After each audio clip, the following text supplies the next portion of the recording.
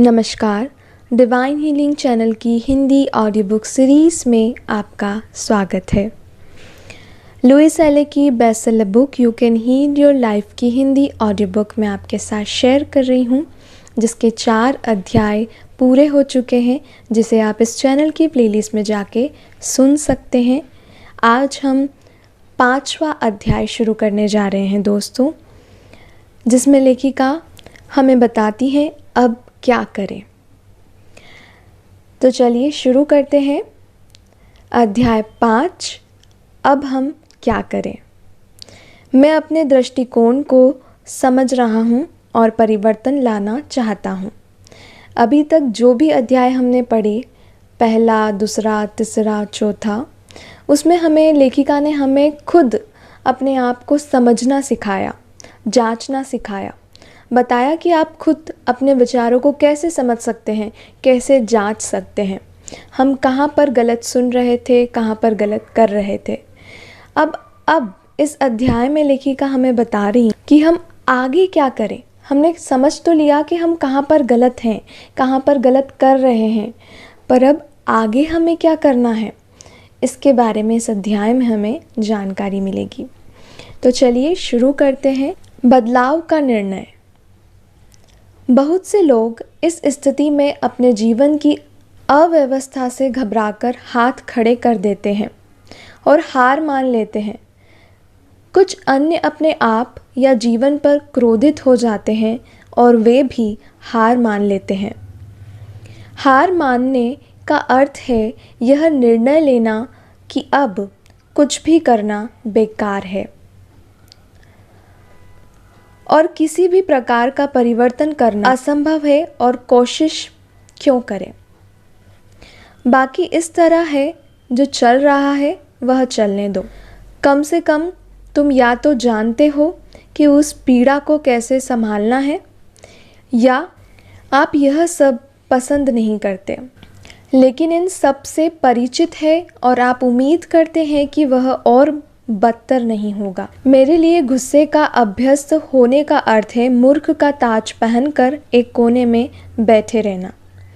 क्या यह बात आपको सही लग रही है? कुछ होता है और आप क्रोधित हो जाते हैं, कुछ और होता है और फिर से गुस्से में आ जाते हैं, कुछ और होता है और आप फिर से क्रोधित हो जाते हैं, लेकिन आप कभी गुस्से से ज़्यादा कुछ नहीं करते। इससे क्या लाभ होता है? केवल गुस्से में आना अपने समय को बर्बाद करने वाली एक मूर्खतापूर्ण प्रतिक्रिया है। यह जीवन को एक नए और भिन्न रूप में देखने से इनकार करना भी है। अपने आप से यह पूछना अधिक उपयोगी होगा कि आप इतनी स्थितियाँ किस तरह उत्पन्न कर रहे हैं जिन पर आप क्रोधित होते हैं। आपके ख्याल में इन सभी कुंठाओं के पीछे आपके कौन से विश्वास हैं? आप ऐसा क्या कर रहे हैं जो दूसरे लोगों में आपको खिसाने की आवश्यकता को प्रेरित करता है? आपको ऐसा विश्वास क्यों है कि अपने रास्ते पर चलने के लिए आपको क्रोध करने की ज़रूरत है? आप जो भी बाहर देते हैं वह आपके पास वापस लौट आता है। मैं फिर से दोहराऊंगी दोस्तों इस बात को, जो भी आप बाहर देते हैं वो फिर से आपके पास लौट आता है।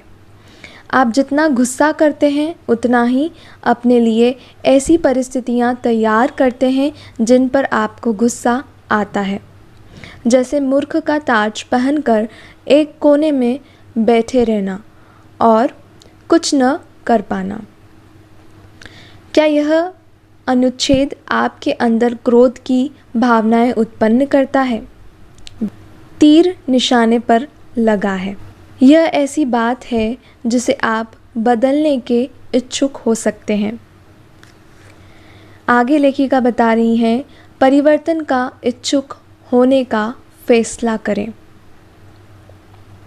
यदि आप वास्तव में जानना चाहते हैं कि आप कितने ज़िद्दी हैं, तो परिवर्तन का इच्छुक होने के विश्वास पर ध्यान दें।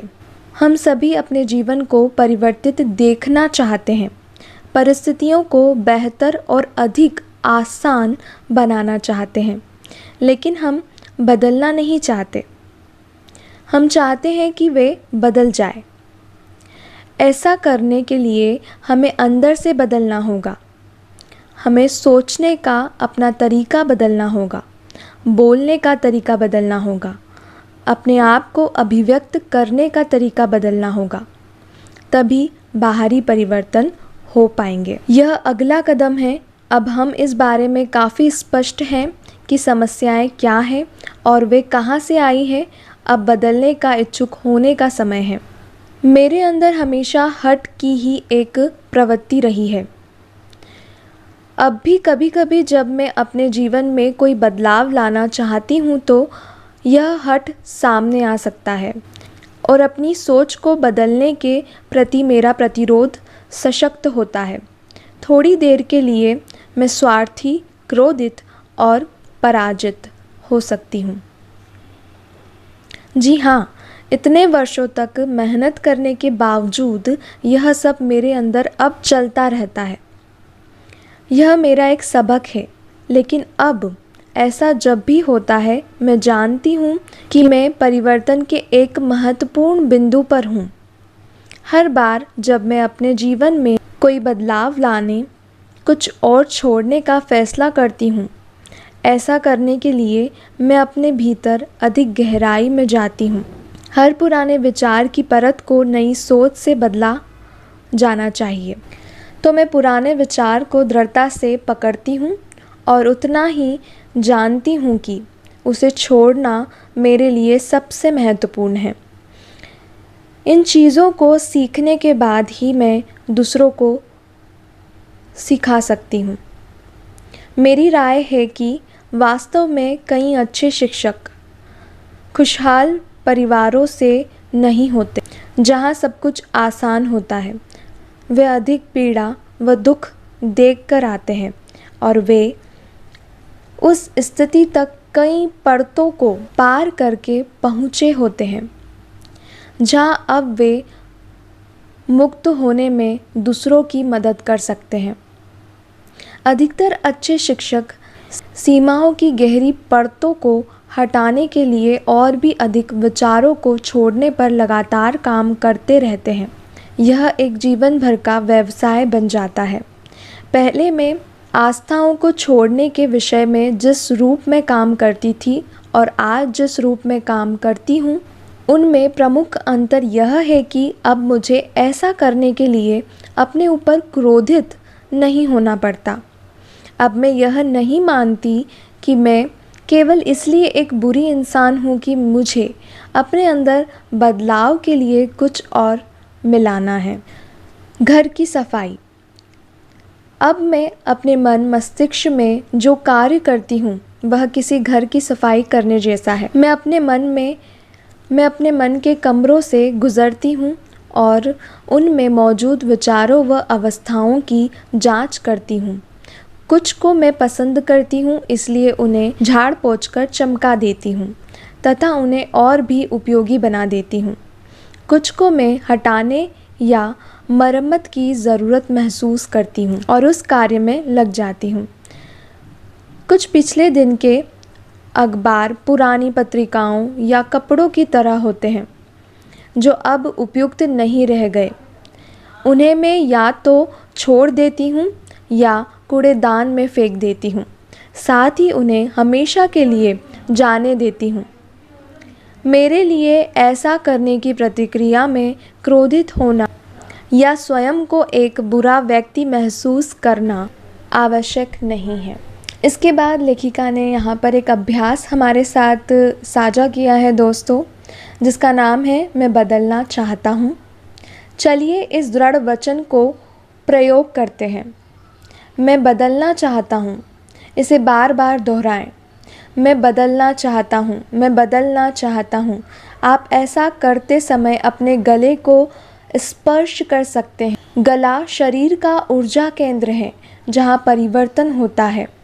अपने गले को स्पर्श करते हुए आप स्वीकार करते हैं कि आप परिवर्तन की प्रक्रिया में हैं। जब आपके जीवन में परिवर्तन आए तो इच्छा सहित उन्हें होने दें। यह ध्यान रखें कि जहाँ पर आप नहीं बदलना चाहते वहीं वास्तव में आपको बदलने की सबसे अधिक आवश्यकता है। मैं बदलना चाहता हूँ। ब्रह्मांड की बुद्धिमत्ता हमेशा आपके विचारों और शब्दों के प्रति प्रतिक्रियाशील होती है। जब आप ऐसी बातें कहते हैं तो स्थितियों में निश्चित रूप से बदलाव आना शुरू हो जाता है। दोस्तों, ये बहुत ही अच्छा अभ्यास है जिसे आप ज़रूर कीजिएगा। आप चाहें तो मैं बदलना चाहता हूँ बोल कर भी कर सकते हैं या इसे एक कॉपी पर लिख सकते हैं। अपनी नोट्स जो आप बना रहे हैं इस बुक को सुनते समय, उस कॉपी पे आप बार बार लिख सकते हैं कि मैं बदलना चाहता हूँ, मैं बदलना चाहता हूँ। तो भी बहुत जल्दी आपको रिज़ल्ट्स मिलेंगे। तो आज के लिए इतना ही। मैं उम्मीद करती हूँ कि इस अभ्यास को आप ज़रूर करेंगे दोस्तों। इस चैप्टर में अभी जानने के लिए हमारे पास बहुत कुछ है जिसे मैं आगे नेक्स्ट वीडियो में आपके साथ शेयर करूँगी। धन्यवाद।